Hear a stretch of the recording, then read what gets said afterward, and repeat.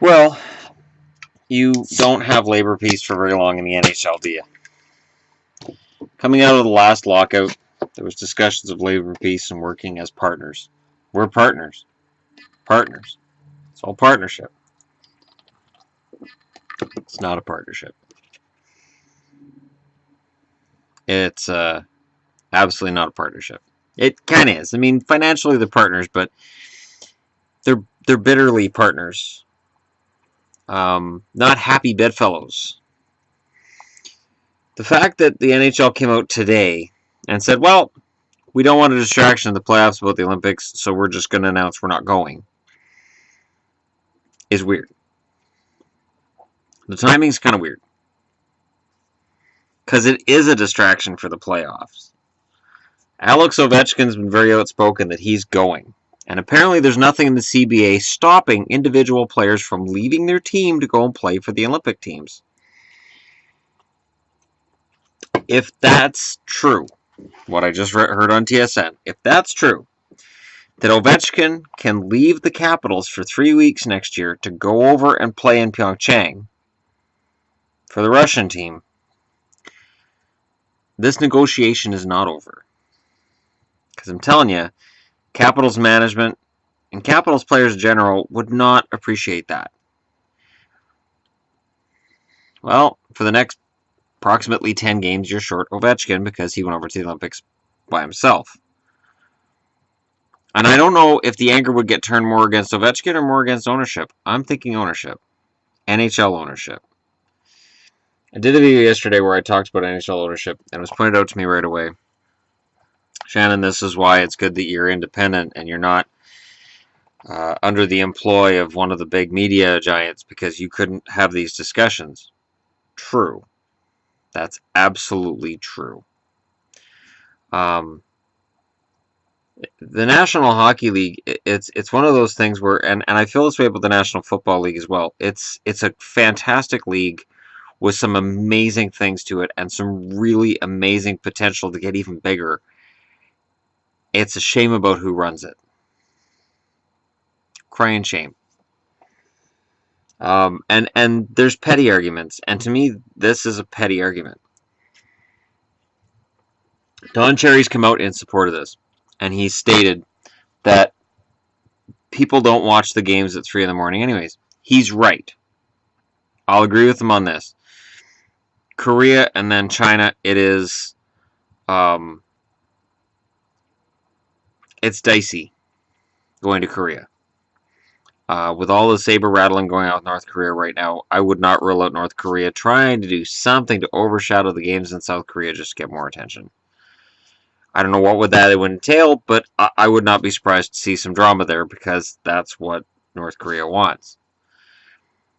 China is a weird one because I was at the Canucks game on Friday where they had Trevor Linden out there talking about we're going to play preseason games against the Kings in China, and it makes total sense because we're on the Pacific Ring and China, you know, there's a lot of people in Chinatown, and all I kept thinking was, but a lot of the people who live in Vancouver from Chinatown aren't necessarily in support of the country of China.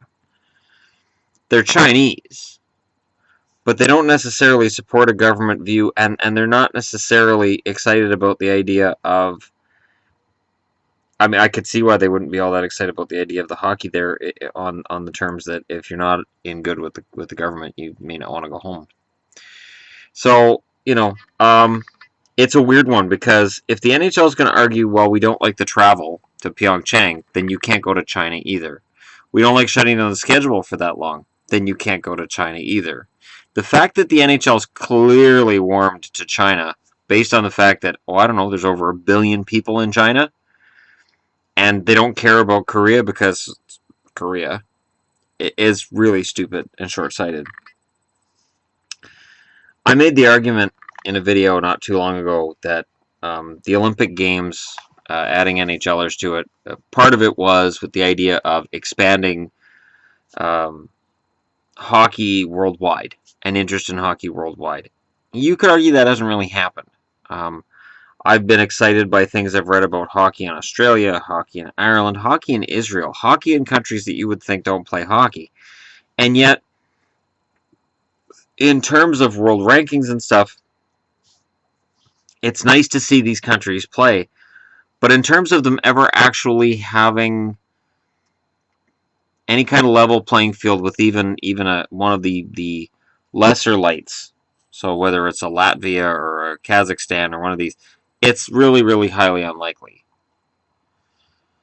So I don't know how much having NHLers at the Olympics has helped. I honestly think, and I can remember back to when junior players played in the Olympics, I think the game was more exciting back then. Don't tell anybody. But I did. I thought that when you had an Olympic team that was a team, that wasn't just an all-star team from the NHL, I thought it was more fun to watch. I really enjoyed it. And I don't think I was the only one. If you're old enough to remember that, by all means leave a comment on my channel. But part of the problem I've had is that the NHL has gone to the Olympics so many times at this point that it doesn't feel as special now. So when you put together Team Canada, the first thing you do is you go, oh, well, they left off, and you start talking about who got left off the team, and, Canada could put 2 or 3 teams in there, and they'd still be better than the Czech Republic, and this is just ridiculous, and this is, and then you have people like me who think that all these tournaments and whatnot that potentially detract from or compress the regular season schedule, I think they're iffy. 1972 is not an event that you can recreate. And to me, it's kind of felt like the NHL is trying to recreate that. The Henderson goal is the most famous call ever, and that happened before I was born. But I've heard it so many times on commercials and on highlight reels that it is the most iconic goal ever scored. Sidney Crosby scoring in 2010 in overtime was close, but that was in Vancouver. All of North America was watching. Much like in 2002, when the games were in the U.S., and it was gold medal, Canada-U.S., and all of North America was watching that. But if Canada and the U.S. are in the finals of a hockey game in the Olympics, a genuine question I have is, while it is fantastic for us and for the Americans, and the natural rivalry between Canada and the States is a lot stronger than I think Americans realize it is. In Canada, we have to beat the States is something that we feel with certain sports. I know if I'm watching curling, I watch curling, don't hate me. Don't judge me either. If I'm watching curling between Canada and the States, I'm like, oh God, don't lose to the Americans. You can lose to the Dutch. You can lose to the Brits. Please don't lose to the Americans. Because the Americans are not watching this. So that's part of it. And that's part of the reason why when hockey's on and it's a gold medal or it's any reason and it's Canada and the US, all we think is, please don't lose to the States. Please don't lose to the States. But I can't see why that would be particularly engaging for a country that doesn't watch hockey. I know during the summer games, I always end up watching sports that I don't normally watch, whether it's water polo or field hockey or, geez, almost anything in this past summer games. I tried to watch as much as I could. It was fascinating watching some of the sports that I hadn't really watched. I'll use water polo as an example. Fun to watch at the Olympics. But have I even looked for it anywhere since the Olympics? No. Am I interested? Not really. Could a water polo league survive in Canada? No. No. Not on the grand scale of things, no. And that may be a bad example. But I think there is something to be said for the fact that the NHL doesn't increase the global footprint of hockey. And more importantly for the NHL, so you can look at it and say, well, it doesn't increase the global footprint. Does the NHL have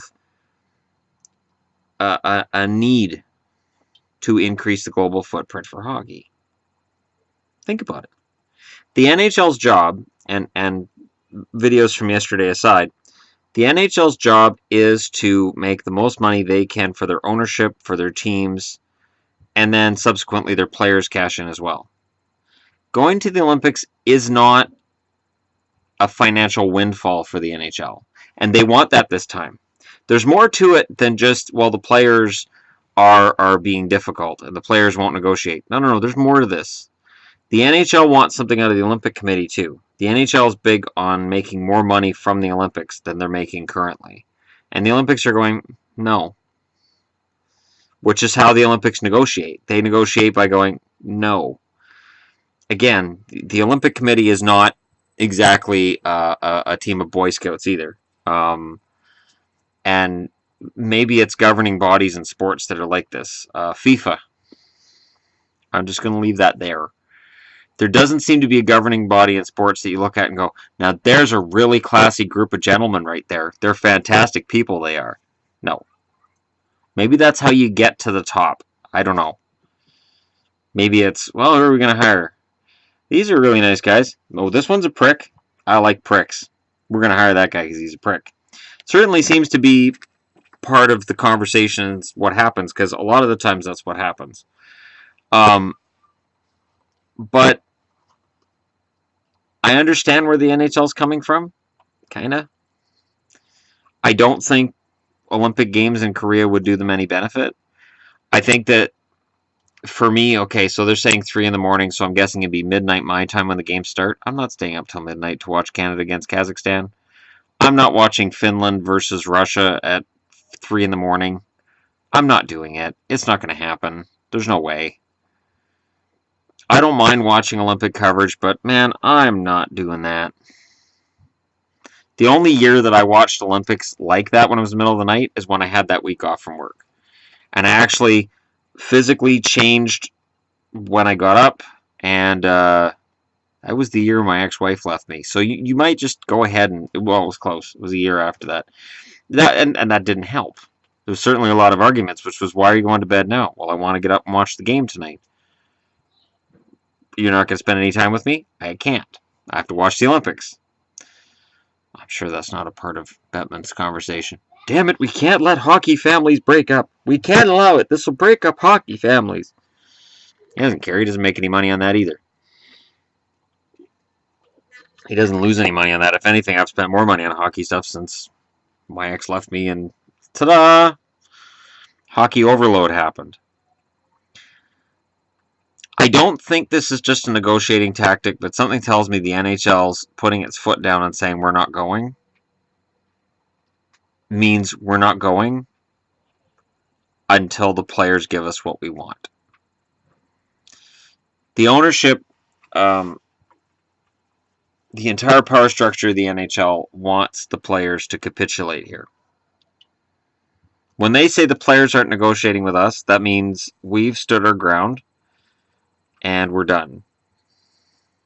The players have to come to where we are, or it's not happening. And I think Bettman and the rest of his crew realize how important this is to the players to go and represent their country at the Olympics.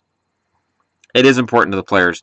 And when he discusses it and he belittles it and says, well, of course players are going to vote for 3 weeks off if we put it to a vote, because most of them aren't going to play in the Olympics. Of course they're going to want 3 weeks off. Oh, that's short-sighted. And it really oversimplifies the issue.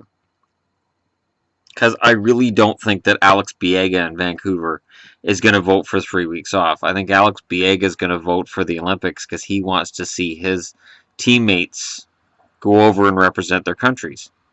He wants to be able to watch TV and see who the best of the best are. And as much as the NHL wanted the World Cup to be that was the plan this year. The World Cup's going to be just fantastic. That's why Team North America, Team Europe are thrown together. We're going to make every team competitive, and this is just going to be great.